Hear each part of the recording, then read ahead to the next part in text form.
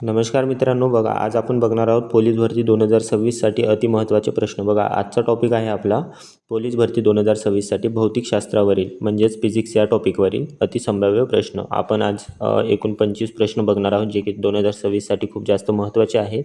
तर व्हिडिओ नक्की शेवटपर्यंत बघा जर तुम्ही पोलीस भरतीची तयारी करत असणार तर. आणि चॅनलवरती नवीन असणार तर चॅनलला नक्की सबस्क्राईब करून घ्या. व्हिडिओ शेवटपर्यंत बघा आणि व्हिडिओ आवडल्यास चॅनलला सबस्क्राईब आणि व्हिडिओला लाईक करून घ्या. बघा आपण सुरुवात करू टाईम वेस्ट न करता. बघा आपण फास्टमध्ये घेणार आहोत, रिव्हिजन व्हिडिओ आहे हा. बघा खालीलपैकी कोणता धातू उष्णतेस सर्वाधिक संवेदनशील आहे. बघा कोणता धातू सर्वाधिक उष्णतेस संवेदनशील आहे म्हणताय तर पारा हा धातू उष्णतेस सर्वाधिक संवेदनशील आहे. त्याच्यामुळे आपण पारा या धातूला थर्मामीटरमध्ये सुद्धा यूज करतो, कारण छोटासा पण टेम्परेचर असला तर तो पारा वरती खालती अशा टाईपने होत असतो त्याच्यामुळे. प्रश्न क्रमांक 2 बघा, आकाश दिवसा निळे दिसते कारण. बघा आकाश दिवसा निळे काऊन दिसते, कारण निळ्या रंगाचे मोठ्या प्रमाणात विकिरण होते, त्याच्यामुळे आपल्याला आकाश दिवसा निळे दिसते. त्याच्यानंतर बघा प्रश्न क्रमांक 3 आहे, शुष्क बर्फ म्हणजेच कोणते CO2 होय. बघा शुष्क बर्फ यालाच आपण सॉलिड आईस असे म्हणतो, तर ते घनरूपात असते. ते आपण जे CO2 गॅस असते त्याला सॉलिडमध्ये रूपांतर केलं तर त्याला शुष्क बर्फ असे म्हटले जाते. त्याच्यानंतर बघा चौथा आहे, चुंबक मुक्तपणे टांगून ठेवला असता तो नेहमी या दिशांना स्थिर होतो. बघा मॅग्नेटला आपण असं नॉर्मली ठेवून दिलं तर ते उत्तर आणि दक्षिण या दिशेला या प्रकारे असा स्थिर होऊन जातो, उत्तर दक्षिण या दिशेला, म्हणून ऑप्शन क्रमांक डी येते. आणि मॅग्नेटला 2 पोल असतात, एक उत्तर आणि एक दक्षिण पोल. त्याच्यानंतर बघा प्रश्न क्रमांक 5 आहे, मानवी कानाची विनात्रास आवाज ऐकण्याची क्षमता किती डेसिबल आहे. बघा आपण मानवाची नॉर्मली विनात्रास त्रास न होता आपण किती क्षमता ऐकू शकतो. बघा 85 डेसिबल इतका ध्वनी आपण ऐकू शकतो, आणि डेसिबल हे ध्वनीचं युनिट आहे, हे सुद्धा लक्षात ठेवा. त्याच्यानंतर बघा प्रश्न 6वा आहे, 1 फॅदम म्हणजे किती फूट. बघा 1 फॅदम म्हणजे 6 फूट होतात, लक्षात ठेवा, ऑप्शन क्रमांक डी. त्याच्यानंतर 7वा आहे, 1 अश्वशक्ती म्हणजेच किती वॅट. बघा 1 अश्वशक्ती म्हणजे 746 746 वॅट. इम्पॉर्टंट आहे, आलेला प्रश्न आहे हवाला आणि एक्सपेक्टेड आहे 2026 साठी सुद्धा. त्याच्यानंतर आहे 8वा प्रश्न, E=mc². हे सूत्र खालीलपैकी कोणत्या शास्त्रज्ञाने मांडले. बघा E=mc² हे वाले सूत्र अल्बर्ट आइन्स्टाईन या शास्त्रज्ञाने मांडले. आणि आयझॅक न्यूटनबद्दल म्हणजे हे ग्रॅव्हिटीच्या रिलेटेड आलं तर यांचा उत्तर द्यायचं. कोणत्या बायोलॉजी रिलेटेड आलं म्हणजे नॅचरल सिलेक्शन, म्हणजे कोण जगणार कोण नाही, जो फिट आहे तोच जगणार, याच्या रिलेटेड थिअरी असणार तर डार्विनची थिअरी आहे ती वाली. आणि रुदरफोर्ड हे आहे, इलेक्ट्रॉन डिस्कवरी केली यांनी, इलेक्ट्रॉनला यांनी शोधलेलं होतं रुदरफोर्डने. आणि अल्बर्ट आइन्स्टाईन हे होते E=mc² हे आम्हाला सूत्र देणार आहे.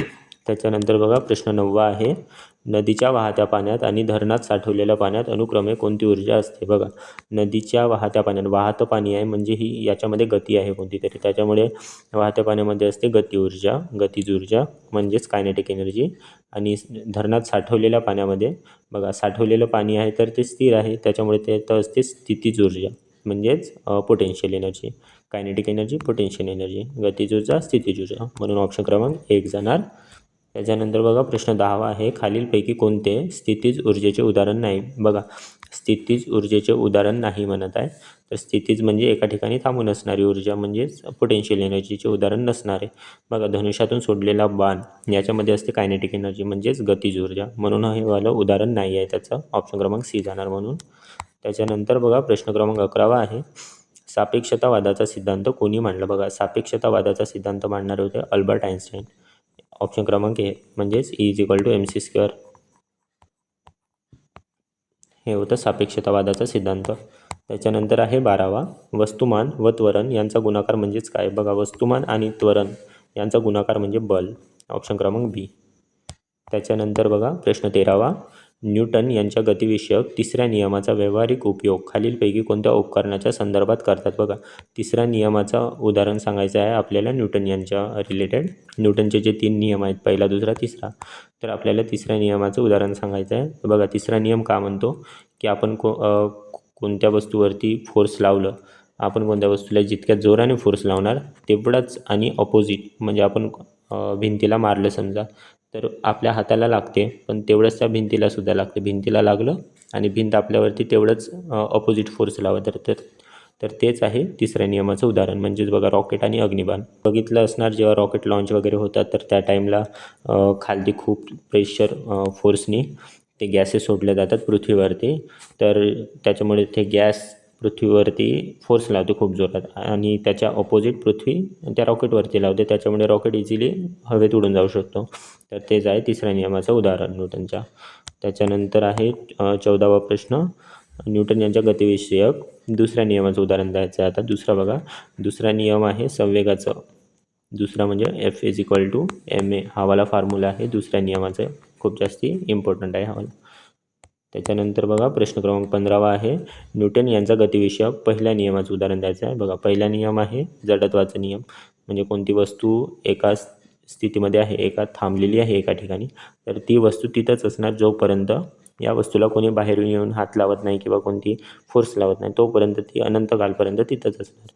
आणि कोणती वस्तू जात आहे समजा अशी एका स्पीडमध्ये, तर ती वस्तू अनंत कालपर्यंत जातच राहणार जोपर्यंत त्या वस्तूला कोणी बाहेरून फोर्स लावणार नाही तोपर्यंत. पण हे सर्व व्हॅक्यूममध्ये व्हॅलिड आहे, कारण आपल्या नॉर्मल लाईफमध्ये नसतात तसं. कारण हवा असते, हवासुद्धा अपोज करतो कोणत्या गोष्टीला. आपण जमिनीवरती चालतो तर तिथं फ्रिक्शन नावाचं असते, ते सुद्धा अपोज करते. बघा पहिला नियम जडत्वाचा आहे. यालाच आपण म्हणतो law of inertia. Law of inertia. याच्या रिलेटेड बघा, तुम्ही पंखा वगैरे बंद केले असणार कधी. तर बघा पंखा बंद केले, इलेक्ट्रिसिटी बंद झाली तर लगेच बंद व्हायला पाहिजे ना, कारण ते हळूहळू फिरतच असते. पंखा हळूहळू फिरत असते. काहून असते ते जडत्वामुळे. कारण बघा जेव्हा पंखा फिरत असते नॉर्मली सुरू असता वेळेस आणि तुम्ही अचानक बंद केले, तर बंद करण्याच्या आधी ते फिरत होतं ना, तर तो फिरतच राहणार. थांबते काहून आता हा प्रश्न आला. बघा जेव्हा पंखा तुम्ही बंद केली इलेक्ट्रिसिटी, तर आता पंखा फिरणं बंद झालं, म्हणजे बंद व्हायला पाहिजे, होत नाही. पण तो काही वेळानं होते. तसंसुद्धा नाही व्हायला पाहिजे होतं नियमानुसार, पण होते काहून, कारण की तिथं हवा आहे. हवा त्या पंख्याला अपोज करते. त्याच्यानंतर बघा 16वा आहे. पृथ्वीवर गुरुत्व त्वरणाचे मूल्य सर्वात कमी कुठे आहे. बघा सर्वात कमी गुरुत्वाकर्षणाची व्हॅल्यू आहे विषुववृत्तावर, म्हणून ऑप्शन क्रमांक ए येणार. त्याच्यानंतर आहे 17वा. पृथ्वीवर गुरुत्व त्वरणाचे मूल्य सर्वाधिक कुठे आहे. बघा सर्वात जास्ती कुठे आहे म्हणताय, तर ते असते ध्रुवावर. पृथ्वीचे जे ध्रुव आहेत 2, त्याच्यावरची सर्वात जास्ती व्हॅल्यू असते गुरुत्व त्वरणाची. त्याच्यानंतर आहे 18वा. साधारणपणे पृथ्वीवर सर्व ठिकाणी गुरुत्वाकर्षणाचे मूल्य किती ग्राह्य धरतात. बघा साधारणपणे पृथ्वीवर सर्व ठिकाणी गुरुत्वाकर्षणाचे मूल्य आपण 9.8 मीटर पर सेकंड स्क्वेअर इतके पकडतो. 9.8 मीटर पर सेकंड स्क्वेअर, ऑप्शन क्रमांक डी येणार. त्याच्यानंतर बघा प्रश्न 19वा आहे. वेगाच्या परिवर्तनाचा दर म्हणजेच काय. बघा वेगाच्या परिवर्तनाचा दर म्हणजेच त्वरण, त्याला आपण म्हणतो. ऑप्शन क्रमांक ए येणार म्हणून. त्याच्यानंतर आहे प्रश्न क्रमांक 20. एखाद्या वस्तूने एकक कालावधीत कापलेल्या अंतरास त्या वस्तूची काय म्हणतात. बघा एकक कालावधीमध्ये कापलेल्या अंतरास त्या वस्तूची आपण चाल असे म्हणतो, म्हणून ऑप्शन क्रमांक ए येणार. त्याच्यानंतर बघा प्रश्न क्रमांक 21वा आहे. MKS व CGS पद्धतीत कालाचे एकक काय. काल म्हणजे बघा टाईमचे युनिट सांगायचे आहे, तर टाईमचे युनिट आपण सेकंद पकडतो. हे SI युनिट आहे, ऑप्शन क्रमांक ए. त्याच्यानंतर बघा 22वा आहे. खालीलपैकी कोणती साधित भौतिक राशी नाही. बघा साधित भौतिक राशी नाही. साधित भौतिक राशी नाही. बघा भौतिक राशी आहेत 7 जनरली. आता 7 आहेत, 1 2 3 4 5 6 7. आणि आपण कोणती दुसरी राशी बनवलं, जसा घनता पकडा. घनताचा फॉर्म्युला असते मास म्हणजे वजन by volume. Mass by volume density होते. तर बघा मास हा kgमध्ये मोजतो. हे एक भौतिक राशी आहे, एक झाली. आणि व्हॉल्यूम बघा, व्हॉल्यूमचा पण फॉर्म्युला आहे दुसरा. तर व्हॉल्यूम हे भौतिक राशीसुद्धा नाही आहे. व्हॉल्यूमसुद्धा व्हॉल्यूम म्हणजे L म्हणजे लेंथ इंटू लेंथ, याला आपण व्हॉल्यूम असं म्हणतो. तर ते मिळून बनलेलं आहे. तर हे भौतिक राशी साधित भौतिक राशी झाली अशा प्रकारची, कोणत्या मिळून बनलेले एकमेकापासून. पण जी नॉर्मल आहे, जशी लांबी, बघा लांबीचं युनिट काय आहे, मीटर. मीटर. मीटर हे एक भौतिक राशी नाही आहे, त्याच्यामुळे ऑप्शन क्रमांक डी जाणार. म्हणजे साधी भौतिक राशी नाही आहे मीटर, म्हणून ऑप्शन क्रमांक डी बरोबर जाणार याचं. त्याच्यानंतर बघा 23वा आहे पदार्थातील द्रव्यसंचन म्हणजेच त्या पदार्थाचे काय होईल. बघा, पदार्थातील द्रव्यसंच म्हणजे त्या पदार्थाचे वस्तुमान होईल. ऑप्शन क्रमांक सी जाणार म्हणून. त्याच्यानंतर बघा प्रश्न 24वा आहे पदार्थ ठोकून त्याचे रूपांतर पत्रात कोणत्या गुणधर्मामुळे करता येते. बघा, पदार्थ ठोकून त्याचे रूपांतर पत्रामध्ये करण्याचे गुणधर्माला आपण वर्धनीयता म्हणजेच आपण मॅलेबिलिटी इंग्लिशमध्ये मॅलेबिलिटी असे म्हणतो, वर्धनीयता म्हणतात त्याला.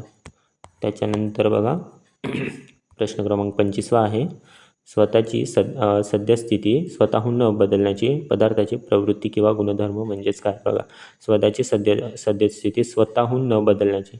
बघा, स्वतःहून न बदलण्याची पदार्थाची प्रवृत्ती म्हणजेच आपण त्याला जडत्व म्हणतो. ऑप्शन क्रमांक बी. आपण जसं पंख्याचं एक्झाम्पल घेतलं होतं, पंखा आपण बंद केलं तरीसुद्धा फिरत असतं काही वेळ, त्याच्यानंतर हळूहळू स्पीड कमी होऊन तो बंद पडून जातो कम्प्लिटली. तर बघा, स्वतःची सद्यस्थिती त्याची काय होती, फिरत राहण्याची. जोपर्यंत बटन सुरू होते आपली तोपर्यंत स्वतःची त्या पंख्याची स्थिती होती की तो हमेशा फिरत राहील. पण ज्या वेळेस आपण बटन बंद केलं तरीसुद्धा तो काही वेळ फिरत असतो, नंतर तो बंद पडतो. स्वतःहून न बदलण्याची, त्याला बदलायचं नाही, तो फिरत आहे ना तर त्याला वाटते की मी फिरतच राहावा, त्याचा गुणधर्म आहे. पण जेव्हा तो बंद पडतो, काऊन पडतो, कारण हवा वगैरे असते आजूबाजूला, हवा त्याला अपोज करतात. तुम्ही गाडीवर जाता तर स्पीड कमी होते ना, हवा अपोजिट दिशेने आली तर त्याच प्रकारे आहे की पंखा फिरत असतो पण बंद पडतो, हवेमुळे असतो. जर हवा नसती, व्हॅक्यूम असतं, तर तो पंखा अनंत कालपर्यंत फिरतच असता, जोपर्यंत तुम्ही त्याला हात नाही लावलेस ते जाऊन तोपर्यंत. तर तेच आहे जडत्वाचा नियम, आणि हा नियम असतो पहिला लॉ, फर्स्ट लॉ न्यूटनचा फर्स्ट लॉ. ठीक आहे मित्रांनो, आपले 25 प्रश्न झाले आहेत. की तुम्हाला व्हिडिओ समजला असणार. आपण फास्टमध्ये घेतलं, काही इथं समजण्यालायक नव्हतं क्वेश्चन, डायरेक्ट आन्सर त्याचं. इम्पॉर्टंट प्रश्न होते हे वाले. व्हिडिओ शेवटपर्यंत बघितले असणार, धन्यवाद तुमचं.